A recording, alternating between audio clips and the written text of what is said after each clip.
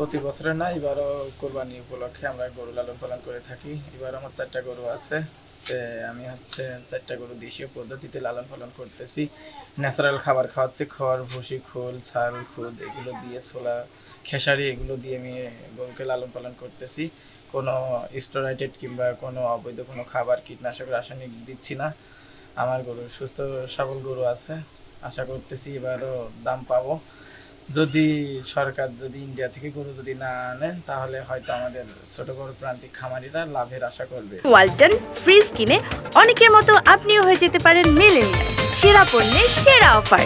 আর যদি সরকারের থেকে যদি আপনার ইন্ডিয়ান গরু আনে, তাহলে হয়তো গরুর দাম পাবে না, খামারিরা লসের মুখ দেখবে। প্রতি বছর গোখাদ্যের দাম কম থাকে, আর এই বছরে গোখাদ্যের দাম অতিরিক্ত বেশি। এই কারণে হচ্ছে গরুর খরচটা বেশি হচ্ছে। প্রতি বছরের মতো এবছরও গোটা বাংলাদেশে আমরা দেশীয় গবাদি পশু দ্বারা কুরবানি উদযাপন করতে পারবো ইনশাল্লাহ। এই হিসাবে আমাদের কুষ্টিয়াতেও আমাদের দেশীয় গবাদি পশুর দ্বারাই কুরবানি সম্পন্ন হবে। আমাদের কুষ্টিয়া জেলায় 2 লক্ষাধিক গবাদি পশু কুরবানির জন্য প্রস্তুত রয়েছে।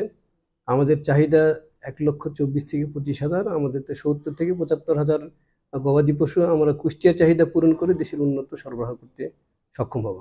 আমাদের খামারিরা তারা নিজেদের পরিশ্রমের মাধ্যমে দেশীয় প্রযুক্তি ব্যবহার করে দেশীয় খাবার খাইয়ে তারা এই গবাদি পশুগুলো লালন পালন করেছেন এবং কোনো ধরনের রাসায়নিক পদার্থ বা কোনো ধরনের কোনো কিছু তারা খাবারে মিশাই নেই। আমরা তদারকি করেছি এবং আমরা তাদেরকে প্রশিক্ষণও দিয়েছি। আমি আশা করি অন্যান্য বছরের মতো এবছরও আমাদের কুষ্টিয়া সহ গোটা বাংলাদেশের মানুষজন শতভাগ সুস্থ গবাদি পশু দ্বারা কোরবানি সম্পন্ন করতে পারবে এবং আমাদের খামারিরা তাদের লালিত গবাদি পশুর যথাযথ মূল্য পাবে।